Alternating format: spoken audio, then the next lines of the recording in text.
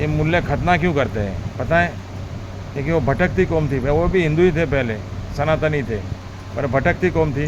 तो रेगिस्तान में थे, नहाने का तो मिलता नहीं था, नहाने का मिल नहीं रहा था, इसलिए लुलिया सड़ जाती थी उनकी।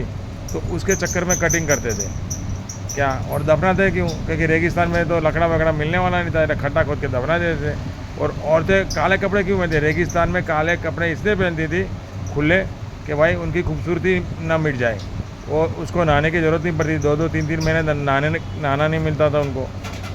तो क्या हवा जाती थी, और खुले काले कपड़े, वो वहाँ से बुर्का सिस्टम चालू हुई। तो अभी बुर्का फिटिंग हो गया है, सब फिटिंग में पहनते हैं।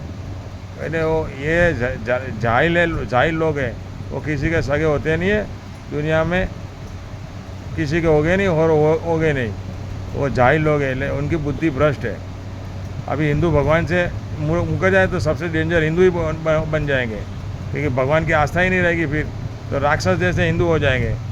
इसलिए हिंदुओं को ज़्यादा मत छेड़ो, बस इतना ही बनना है मेरे लिए, और कुछ नहीं। समझा रहा हूँ प्रेम से, मानना हो तो मानो, नहीं तो फिर जान।